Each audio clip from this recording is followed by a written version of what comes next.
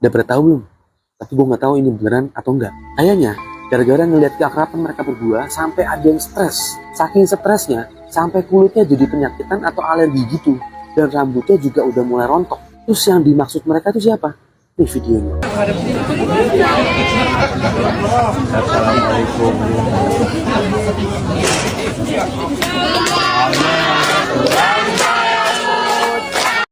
Kemudian kulit sebagai sebuah pengadilan. Kulit itu saksi. Dalam Islam, ia akan bersaksi pada hari pembalasan, sebagaimana yang tertulis pada beberapa ayat Al-Quran. Dalam ilmu psikosomatik, ia bisa mulai bersaksi sejak hari ini, diam-diam, perlahan, namun pasti. Saya selalu percaya kebenaran jika tidak keluar dari mulut, akan keluar dari kulit, akan keluar dari penampilan tubuh. Apa yang disembunyikan oleh birokrasi, oleh polisi, akan dimuntahkan oleh tubuh. Apa yang ditutup oleh narasi akan dibongkar oleh fisik biologi.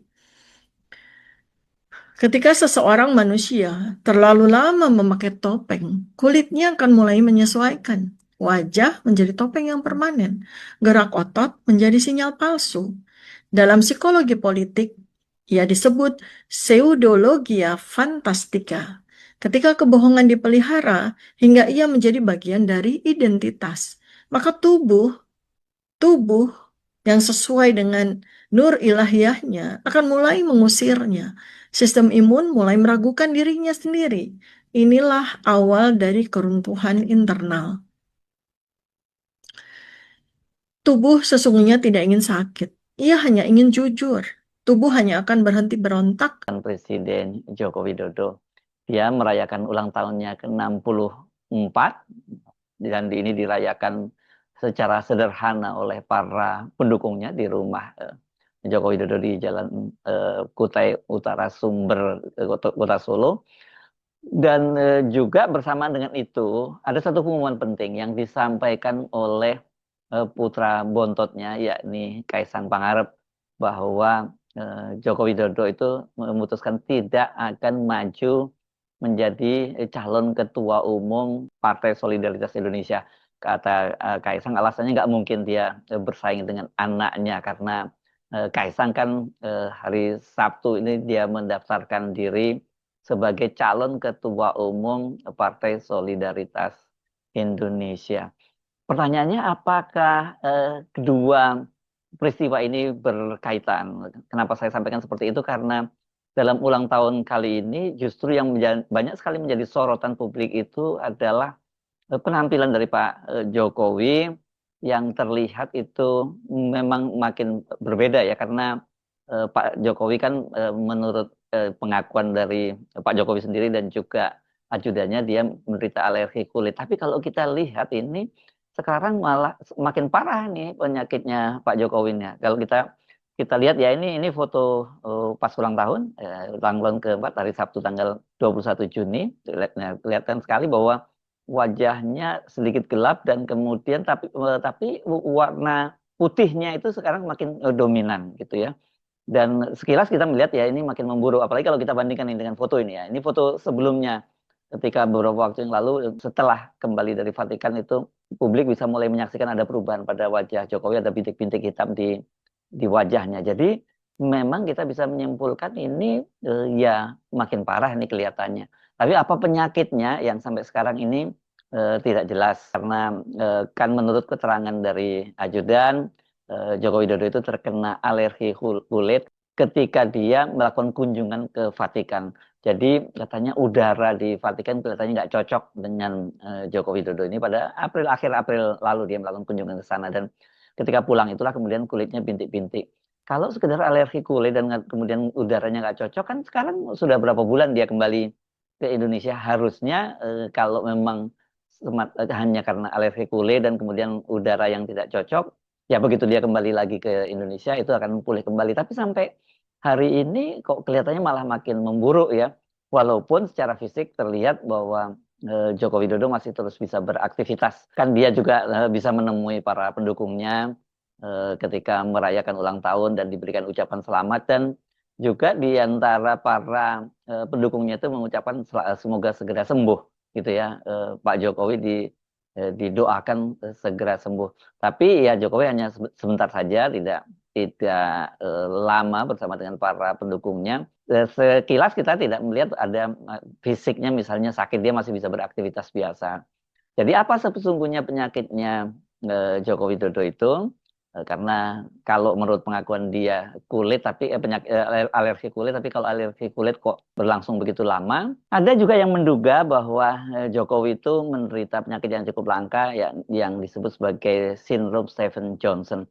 Tapi ini kelihatannya kalau kita lihat tanda-tandanya beda ya dengan tanda-tanda dari sindrom Stephen Johnson itu, karena Stephen Johnson itu biasanya ditandai dengan kulit yang awalnya meruam dan kemudian kulitnya melepuh dan disertai dengan pilek gitu ya, seperti pilek gitu, tapi sebenarnya bukan pilek.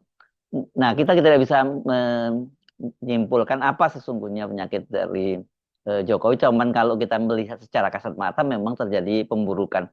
Apakah itu yang menjelaskan mengapa kemudian Joko Widodo ini tidak jadi maju menjadi Ketua Umum Partai Solidaritas Indonesia? Karena apa? Karena sebelumnya kan memang dikabarkan bahwa Jokowi itu akan maju untuk menjadi Ketua Umum Partai Solidaritas Indonesia. Dan pada waktu itu dia ketika sebelumnya kan Jokowi juga gadang-gadang dia menjadi Ketua Umum Partai Persatuan Pembangunan. Tapi ketika kemudian ditanya oleh wartawan, dia menyatakan saya di PSI saja.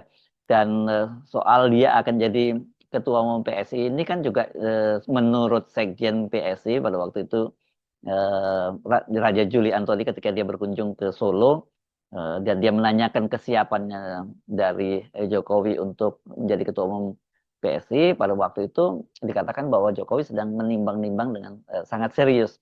Nah, tapi kalau sekarang kemudian dia memutuskan tidak maju dan menyerahkan jabatan Ketua Umum PSI itu ke Kaisang, tentu jadi tanda tanya buat kita, apa kalkulasi politiknya?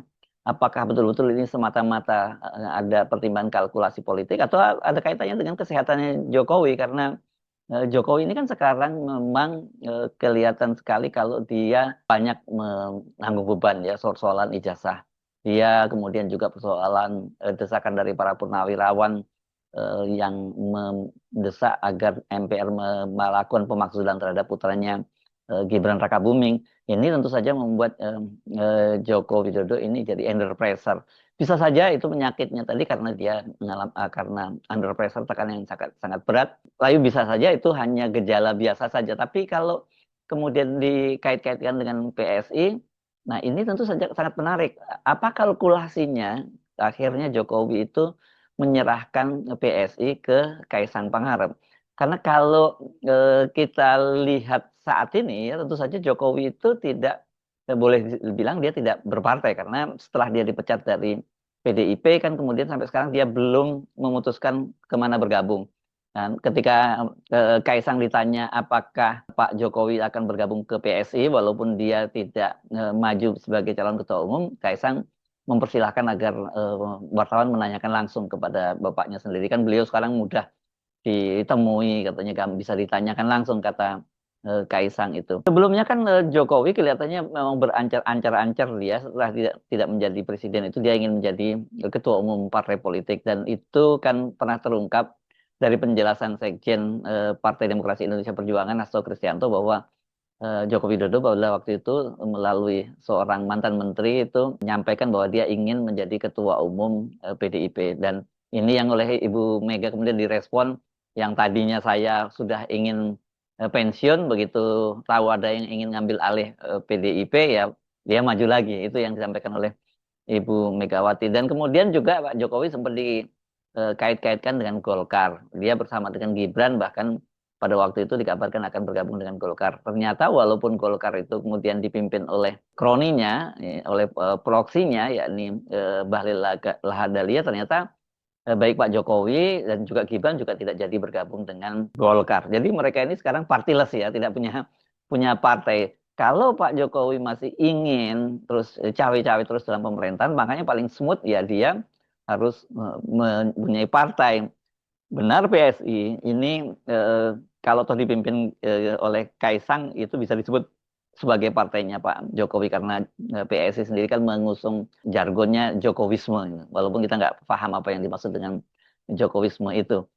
Tetapi kalau kemudian dia menyerahkan ini sepenuhnya kepada Kaisang, apakah kemudian PSI ini bisa jadi partai yang diperhitungkan gitu masuk di parlemen dan bisa bicara di pentas nasional? Pada waktu Kaisang yang menjadi ketua umumnya dan bapaknya masih menjadi presiden saja, partai itu tidak bisa masuk ke parlemen, ya, gagal masuk parlemen. Apalagi kalau sekarang Pak Jokowi sudah tidak lagi ada di tampuk kekuasaan.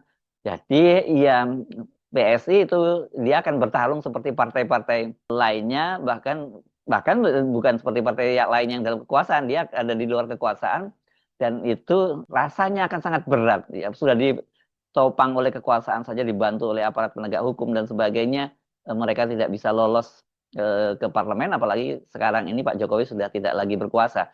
Tentu Pak Jokowi masih bisa cawe-cawe, tapi tidak sedikdaya pada waktu dia masih menjadi presiden gitu. Nah, kalau seperti itu yang terjadi, ya ini kan Pak Jokowi berarti nantinya dia tidak punya bargaining, dia tidak punya partai yang bisa digunakan untuk ikut cawe-cawe dalam pemerintahan. Sementara Projo yang tadinya digadang-gadang itu akan menjadi partai politik, relawan, ini organisasi relawan, dan kemudian bermetamorfosa menjadi parpol. Pada waktu itu Pak Jokowi sendiri yang disiapkan menjadi ketua umumnya, kayaknya hampir dapat dipastikan ini partai ini nggak akan mungkin jadi parpol, ya, karena ketua umumnya, ketua umum Projo, yakni Budi Ari, ini sekarang kan dia sedang babak belur juga karena namanya dikait-kaitkan dengan mafia yang melindungi situs-situs judol. Jadi artinya sebenarnya pilihan dari Pak Jokowi itu ya PSI. Memang seperti saya katakan sebelumnya, kalau Pak Jokowi yang menjadi ketua umum PSI itu sebenarnya ini sama-sama nggak match, ya. Karena PSI sejak awal kan mendeklarasikan dirinya sebagai partainya anak muda. Dan kalau kita lihat basis pemilihnya itu adalah kalangan terdidik di perkotaan. Sementara kalau Pak Jokowi itu basis pendukungnya itu di pedesaan, di kalangan kelas menengah bawah begitu, yang saya kira nggak kompatibel dengan sekarang ini para pengurus PSI. Di luar itu kalau Pak dipaksakan Pak Jokowi yang menjadi ketua umum PSI, kan ini ya jadi partainya orang tua gitu, dan segmennya yang berubah. Jadi memang ini dilematis ini kalau Pak Jokowi yang memimpin, bahwa nama besar dia masih punya, sumber daya dia punya, tapi dia tidak match dengan konstituennya. Itu yang saya kira memang dilematis PSI ini. Sementara kalau tetap diserahkan kepada Kaisang nantinya, dan kelihatannya hampir pasti Kaisang yang akan terpilih jadi ketua umum, ya kita bisa mengukur seperti apa kekuatannya Kaisang. Dan ini salah-salah partai ini nanti juga tidak lagi masuk ke parlemen, bahkan malah terlempar jauh ini kalau tidak masuk parlemen pada pemilu tahun 2029 nanti. Jadi memang ini jadi tanda tanya besar. Apa sesungguhnya yang terjadi di balik keputusan Pak Jokowi tidak atau batal mencalonkan diri menjadi ketua umum PSI? Apakah kemudian ada kaitannya ini dengan kesehatannya? Ini kan juga tentu jadi tanda tanya besar. Jangan dibilang bahwa kalau partai politik kalkulasinya Halo teman-teman, berjumpa bersama saya di Politik Dangi. Teman-teman, informasi terbaru adalah Jokowi batal maju sebagai calon ketua umum PSI, teman-teman ya. Ini banyak spekulasi bahwa Pak Jokowi ya, sedang fokus dalam kesehatannya. Mungkin saat ini Pak Jokowi sedang merasa harus fokus ya untuk kesehatannya, teman-teman. Kalau kita tahu di beberapa kesempatan Pak Jokowi terlihat berbeda ya, kulit beliau ya yang katanya waktu itu mengalami alergi ya. Dan apakah ini ya contoh bahwa Pak Jokowi harus mengundurkan diri atau niatnya untuk maju sebagai calon ketua umum PSI? Bagaimana menurut kalian?